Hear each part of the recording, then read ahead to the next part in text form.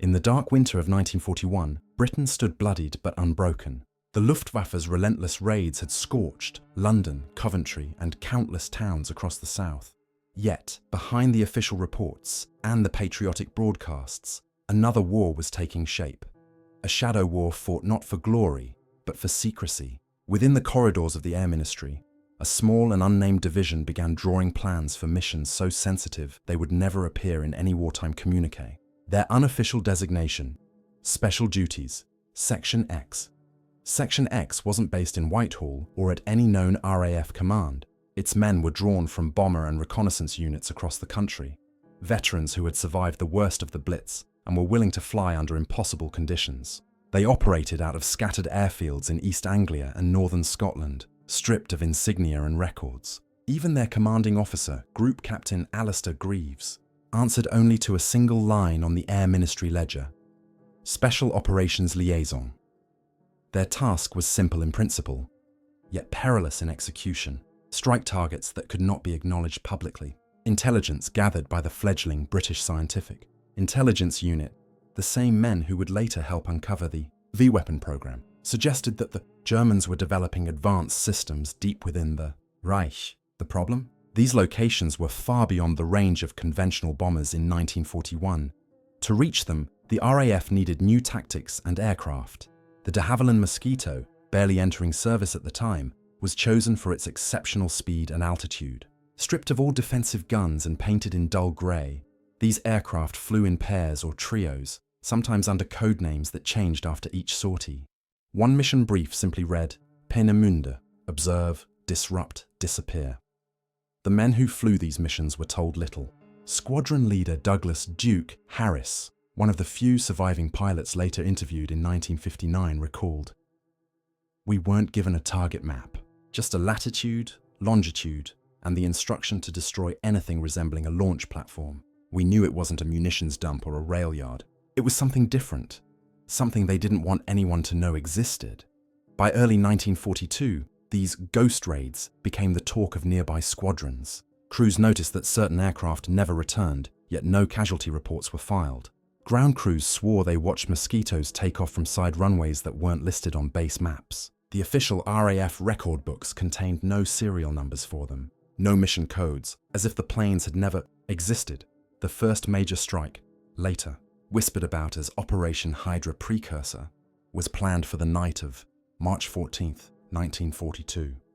The objective was Peenemünde, a small coastal testing site on the Baltic Sea, then believed to house a new form of rocket research. 6 aircraft were to depart RAF Wick in northern Scotland, refuel in Sweden under diplomatic cover, and make a low-altitude run across the Baltic. The crews were hand-picked, each briefed separately to ensure no single man knew the full scope. Only one Mosquito returned. Its pilot, Flight Lieutenant Andrew Collier, wounded and barely conscious. His navigator was missing. The aircraft's fuselage was riddled with holes, the radio shattered. Collier died within hours of landing, muttering only one phrase before losing consciousness: "They knew we were coming." The RAF issued no report.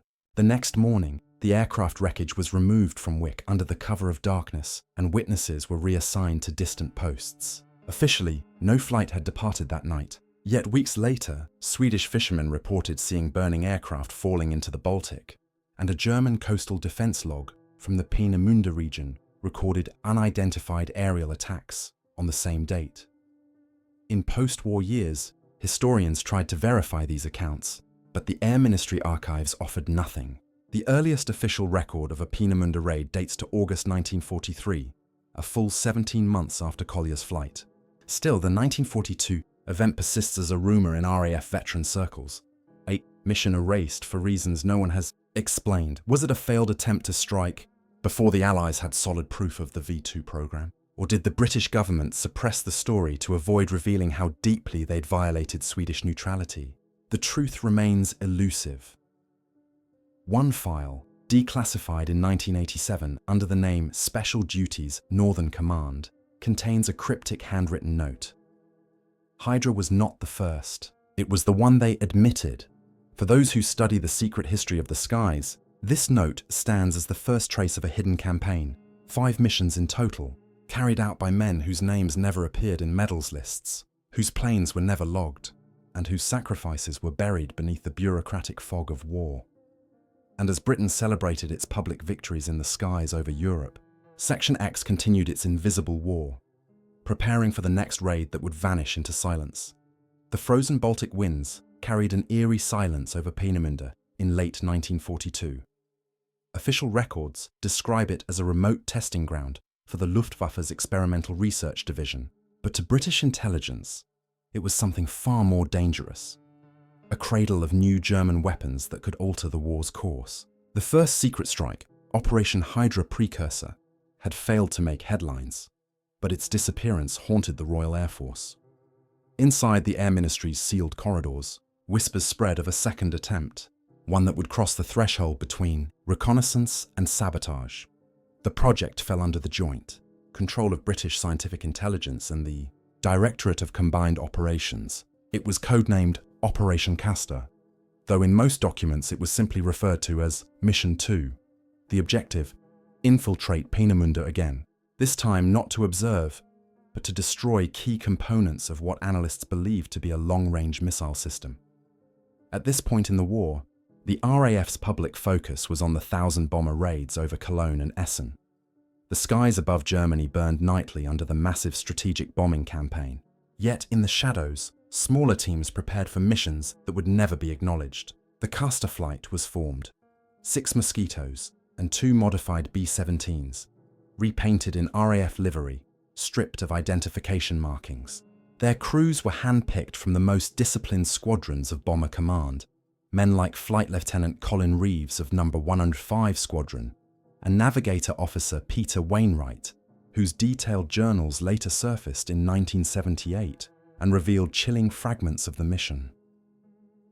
Wainwright wrote, "We were briefed in a hangar without insignia. The man leading us wore no rank, no nameplate. He said, 'Gentlemen, this flight never happened. If you fall, you were never here.'" Operation Castor was to depart on December 5, 1942, from a makeshift airstrip near Leuchars, Scotland. The mission route was unconventional: north along the Norwegian coast, then a sweeping turn east toward the Baltic. The crews were to fly low under German radar, using fjords and cloud banks as cover. They carried experimental incendiary ordnance, lightweight composite bombs designed by British chemist Dr. Edward Mackenzie, capable of burning through reinforced concrete with thermite reaction. Each aircraft carried only 4, small enough to fit in the Mosquito's narrow bomb bay, but powerful enough to ignite high-temperature fires within test bunkers. For decades, this technology remained classified, fueling speculation that these weapons were early prototypes of targeted destruction payloads, a precursor to the precision strikes of the Cold War. At 22:40 hours, Operation Castor took off under a thin crescent moon. The flight across the North Sea was uneventful until 01:12 hours, when the first radio signal broke through. Radar ping, Jutland coast, was the last transmission ever received from the Mosquito group. What happened next remains one of the most enduring mysteries of Western aviation.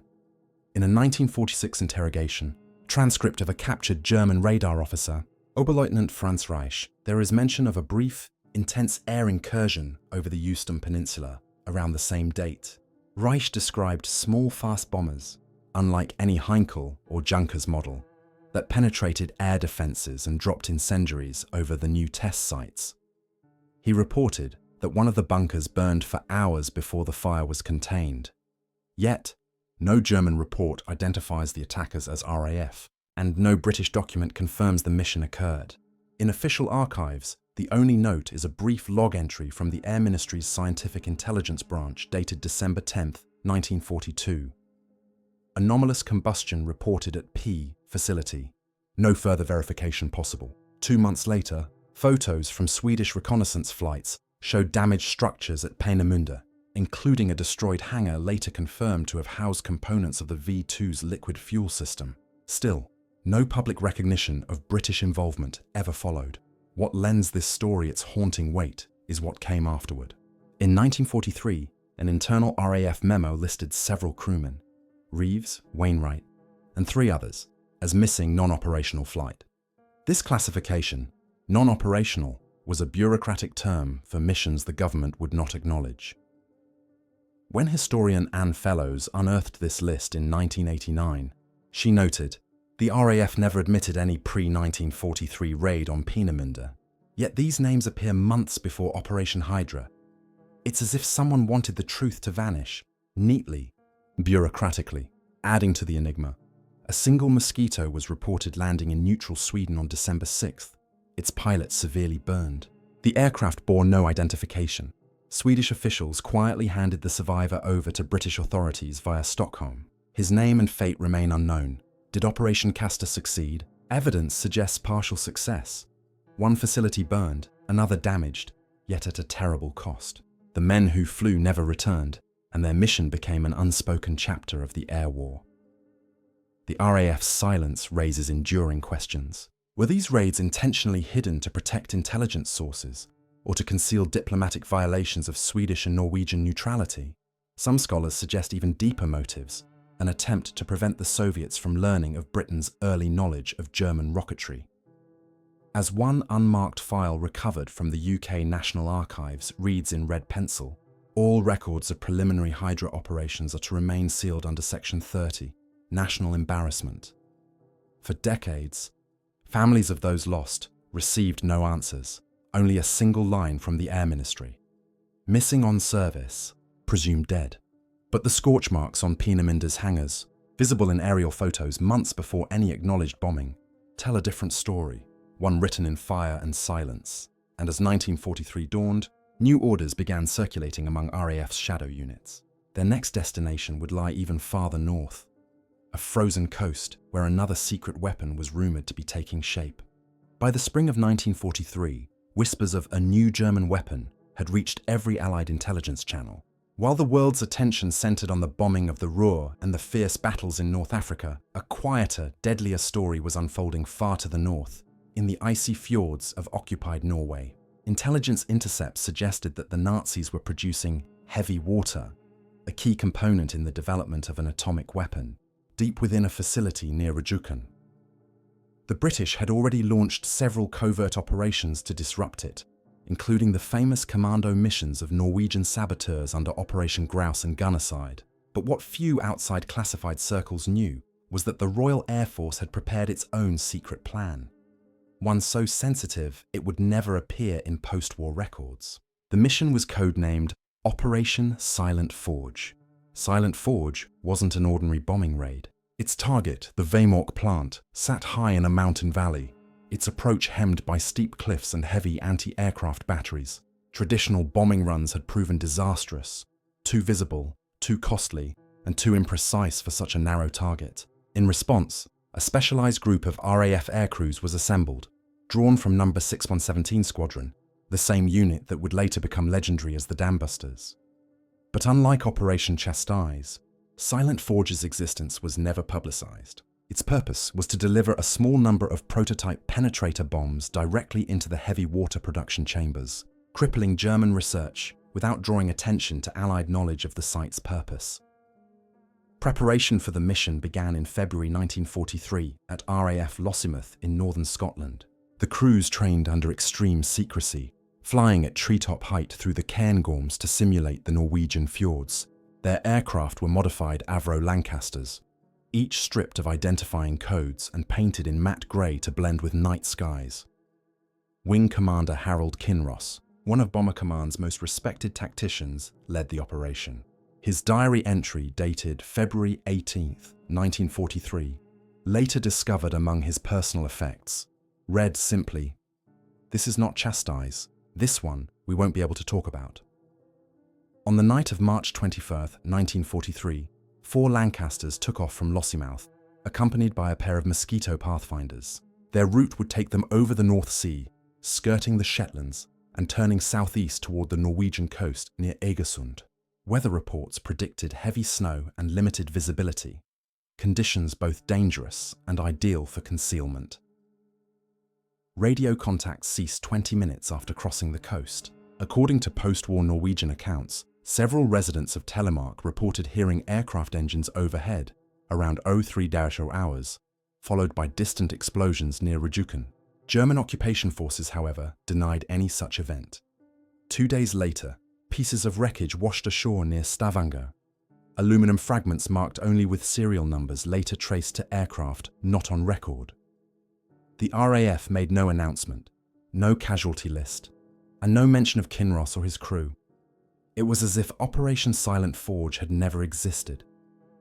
Decades later, in 1972, Norwegian hikers discovered remnants of a British flight jacket near the Hardangervidda Plateau, containing a faded map marked with red pencil circles over Rjukan. The British government declined to comment on its origin. Historians who examined the incident believe the operation was conceived in desperation. Following the partial success of the Norwegian sabotage missions, London may have ordered an additional, unacknowledged airstrike to ensure the plant's destruction before the Germans could rebuild it. But if the raid failed, and evidence suggests it did, admitting such a mission would have risked exposing intelligence networks in occupied Scandinavia. Declassified memorandum from the British Ministry of Supply dated April 1943 adds another layer of intrigue. It mentions loss of experimental ordnance over northern territories. Do not investigate further. Some scholars interpret this as indirect confirmation of the Lancaster payloads lost in the raid. What makes Silent Forge so compelling is its absence. Every trace of it, personnel lists, aircraft logs, mission maps, was either destroyed or reclassified indefinitely. Even the families of the missing were given generic explanations. Training loss at sea. In 1991, Norwegian historian Einar Hovland interviewed an elderly local named Lars Ødegaard, who claimed he saw a plane crash in the mountains above Rjukan in 1943. His account, though fragmentary, matched the known flight path from RAF Lossiemouth. There was fire in the sky, like the northern lights turned red. We heard the engines die, and then it was silent. The Germans searched the area for days, but found nothing. Today, near the Vemork Museum, a small plaque commemorates the known sabotage operations. But there is no mention of any British airmen. Still, rumours persist among archivists and veterans' descendants of a missing 617 Squadron detachment, whose names were quietly omitted from post-war rolls. If Operation Silent Forge truly occurred, it would stand as one of the most daring and most tragic secret missions of the RAF. A final act of desperation to halt Hitler's nuclear ambitions, hidden under layers of denial and diplomatic silence. What remains unanswered is why, years later, certain RAF internal memos referred cryptically to the lost flight from the north. Perhaps the full truth lies buried beneath the snow and stone of Norway's mountains, alongside the wreckage of men and machines sent to perform a mission history was never meant to remember. And as the Allies shifted their focus toward Europe's heartland, the lessons of Silent Forge would shape the next phase of the RAF's shadow war, this time over the Balkan Mountains. By the summer of 1944, the Allied invasion of Normandy was underway, and the world's attention was fixed on the beaches of France.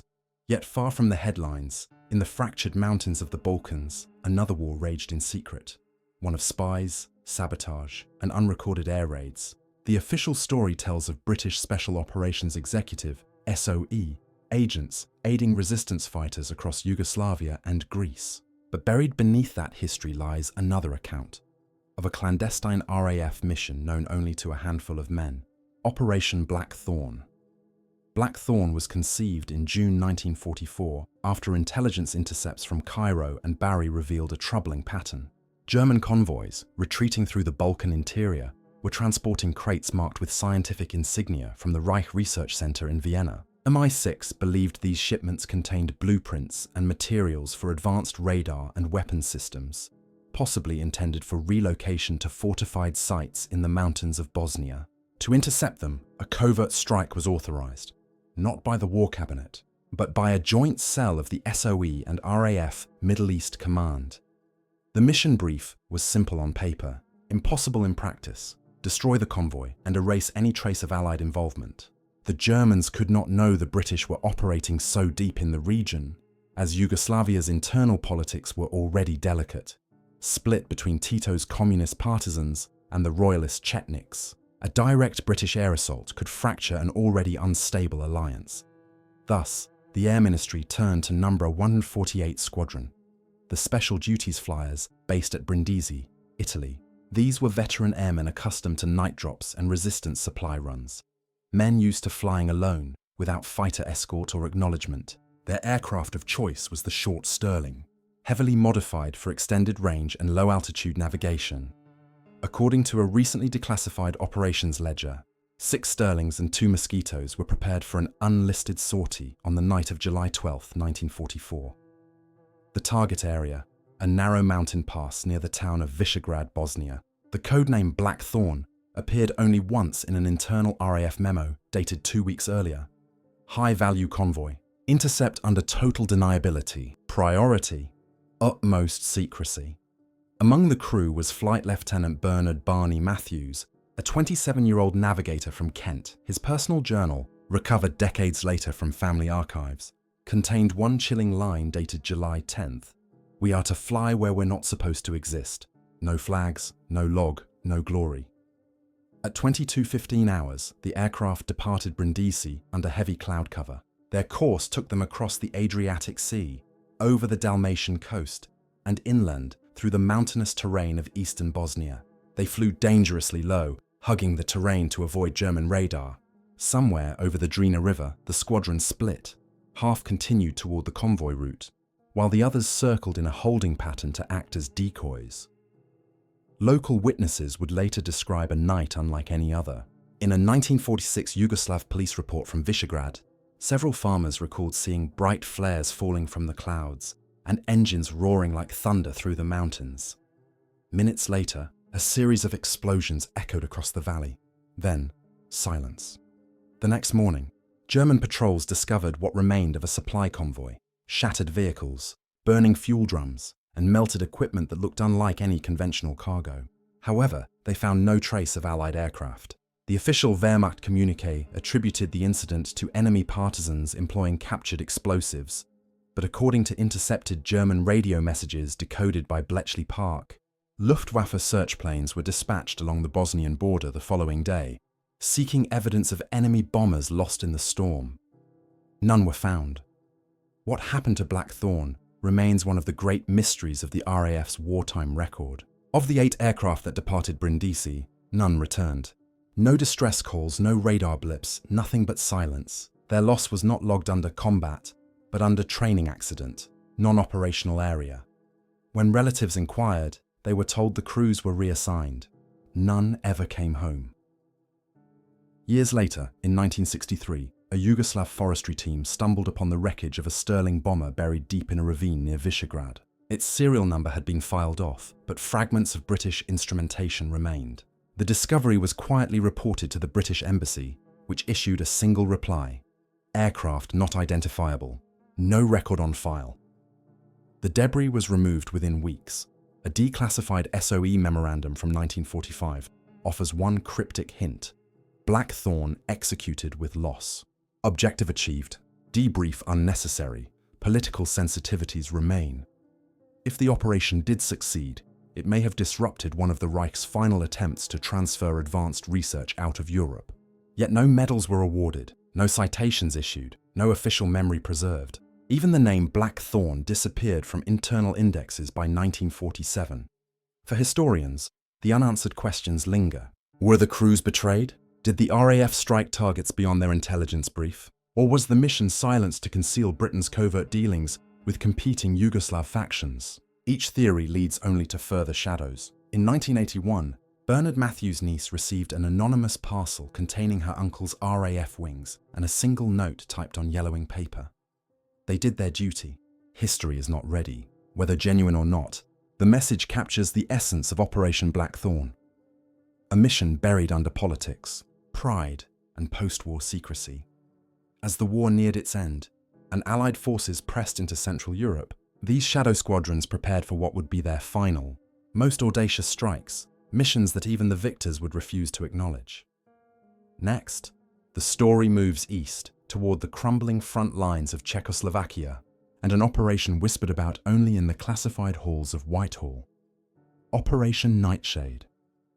By the autumn of 1944, Nazi Germany was collapsing. The Red Army surged westward, Allied bombers ruled the skies, and Hitler's empire was disintegrating town by town. But in the chaos of retreat, something strange was happening. Convoys of trucks, guarded by elite SS units, were moving east toward Czechoslovakia under heavy secrecy.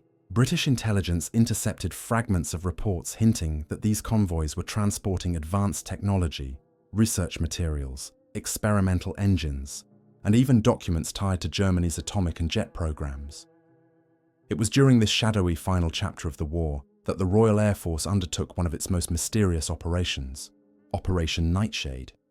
Unlike the large-scale bombing raids that dominated the headlines, Nightshade was a surgical strike, small, deniable, and coordinated under joint intelligence authority between MI6 and the Special Operations Executive. Its purpose was to intercept and destroy a specific convoy believed to be transporting scientists and critical prototypes from the German research complex at Oranienburg to a fortified site near Brno, in occupied Czechoslovakia. The mission would be carried out by a hand-picked team from the remnants of No. 192 Squadron, a unit specializing in radar countermeasures and electronic warfare.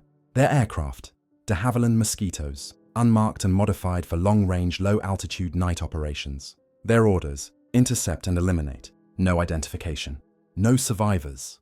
The operation briefing, dated February 10, 1945, and stamped top secret, not to be retained, outlined a daring plan.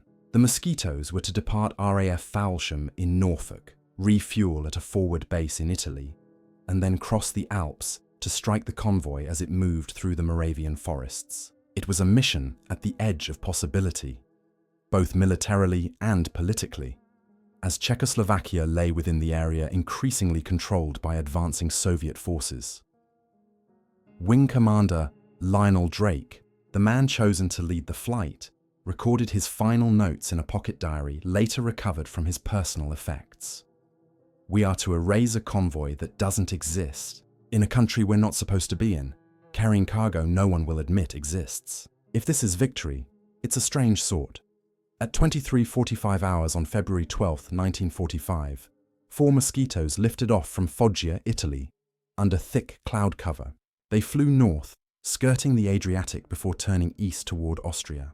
Near the Austrian-Czech border, they dropped below 3,000 feet, hugging the terrain to avoid radar. Around 01:30, Drake's crew picked up faint lights.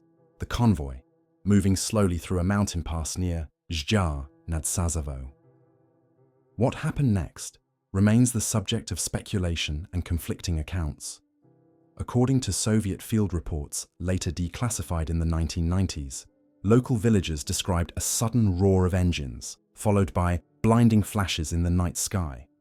The convoy was obliterated, twisted vehicles, smoldering wreckage, and scattered papers bearing the insignia of the SS Wissenschaftsabteilung, or scientific division.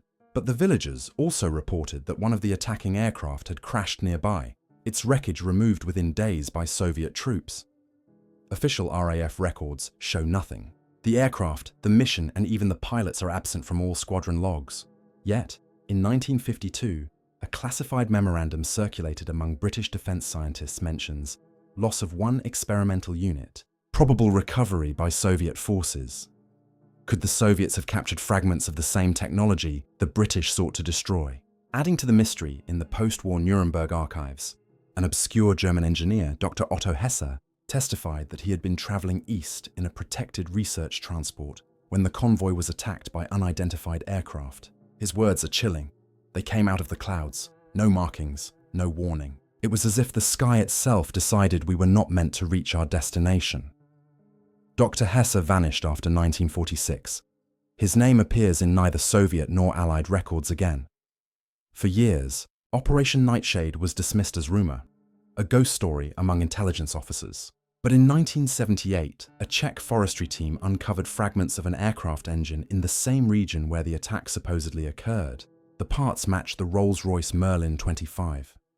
The engine used exclusively in the Mosquito B MK15. When local historians contacted the British Embassy in Prague, they received a terse reply. No RAF operations occurred in the area at that time. Even more curious was a discovery made in 1999, when a cache of Soviet intelligence documents was declassified in Moscow. Among them was a translated British mission order, partially burned and water damaged, but bearing the heading RAF Special Directive Number 18, Operation Nightshade. The document was never acknowledged by the UK Ministry of Defence, but its contents matched nearly every detail of the legend, including the route, target, and loss of one aircraft. Why was the operation buried so deeply? Some historians believe it was to conceal unauthorized British activity in Soviet operational zones. Others suggest that the true objective wasn't destruction, but recovery, that the RAF's shadow unit may have been attempting to capture German scientists before the Soviets could reach them. Whatever the truth, the men who flew that night were erased from history. No memorial, no citation, no mention in official RAF rolls. Families were told their loved ones died in training mishaps or non-combat missions. Yet, as the Iron Curtain descended across Europe, the secrecy around Operation Nightshade only deepened. Intelligence officers who probed too closely were warned off. And in one peculiar case, a historian named John Littleton, who tried to publish a detailed account in 1967, was found dead in what authorities called an accidental fall, his manuscript missing. Even now, fragments of the operation survive only in whispers, redacted memos, intercepted Soviet reports, and a few scattered diary pages. But together, they form a chilling mosaic of a mission Britain could never admit, carried out at the ragged edge of the war and buried beneath decades of silence. As Germany crumbled and the Allies closed in from both sides, one final layer of secrecy awaited, the post-war erasure of everything connected to these missions. And it is here, in the uneasy calm after victory, that the story of the RAF's most secret air raids reaches its quiet, haunting conclusion. When the guns finally fell silent in May 1945, Europe lay in ruins. Flags rose again over liberated cities. Soldiers returned home to parades and medals, and nations began the long work of rebuilding. But amid the triumph, a quieter story was unfolding.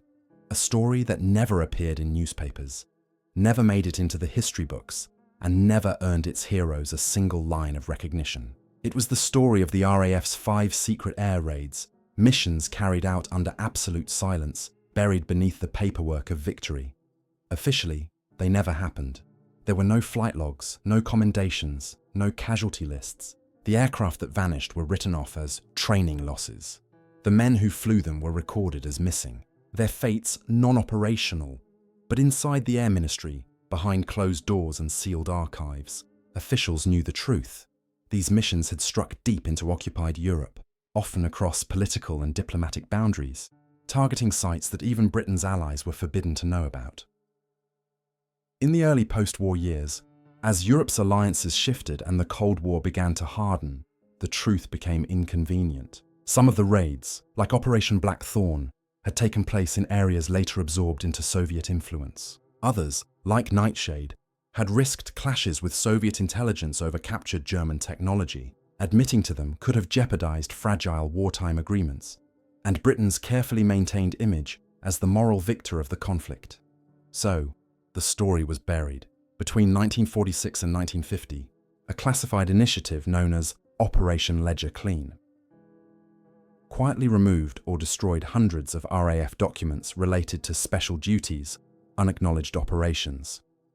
Personnel files were rewritten, squadron diaries were redacted, airfield manifests were edited so that certain serial numbers no longer matched existing aircraft.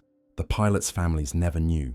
They were told their sons had been lost over the sea or killed in routine training accidents. Letters of condolence were issued on ministry letterhead with mechanical signatures. The truth, that their loved ones had flown into enemy territory on missions their own government would never acknowledge, was locked away in vaults marked permanent secrecy. But secrets rarely stay buried forever.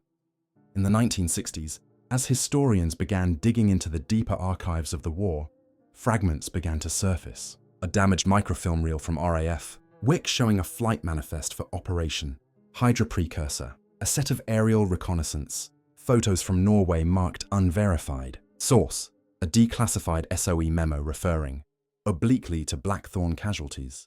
Political embargo. Each fragment added a new thread to a web of hidden history. By the 1980s, a few journalists and aviation researchers, among them historian Michael Cartwright, began piecing these clues together. Cartwright's 1989 BBC interview remains one of the few times a government official ever indirectly acknowledged the possibility of such missions. When asked if Britain had conducted unrecorded air raids during the war, he paused before answering. Let's just say, not every victory needed to be made public. Sometimes silence was the greater service. His words were careful, but they hinted at the uneasy truth. Some operations were so sensitive, so politically entangled, that even success became an embarrassment. Evidence suggests that one of the major reasons for the cover-up was the involvement of neutral countries. Missions like Hydra Precursor had used Swedish airspace and refueling sites under diplomatic pretense. Public admission would have caused an international scandal, exposing violations of neutrality that Britain could not afford at the height of its moral war effort. There's also the matter of what was found, or destroyed, during these raids. Several of the targets, from Peenemünde to Brno, were linked to research facilities working on technologies decades ahead of their time. Early jet propulsion, guidance systems, even radio countermeasures. It's possible that fragments recovered from these raids fed into post-war British and American programs, their origins quietly rewritten to conceal their source. In 1998, one of the last living veterans connected to special duties, an elderly mechanic named Thomas Havers, gave an interview from his nursing home in Suffolk. His memory was fading, but one line stood out. We painted over the markings. We scrubbed out the numbers. They said we'd never talk about it, and we didn't. But I still remember the sound of those engines at night, the ones that never came back. His testimony, vague as it was, became a haunting echo of all those lost missions. The airmen who vanished into the clouds, erased by the very government they served.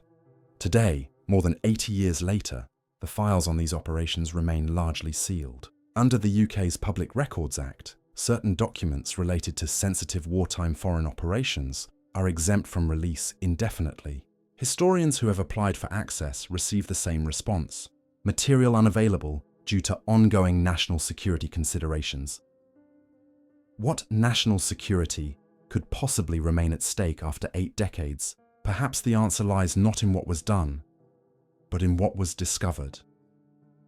And so, the story of the 5 most secret air raids the RAF never admitted ends much as it began, in silence. These missions, carried out in courage and secrecy, exist only in the faint traces left behind.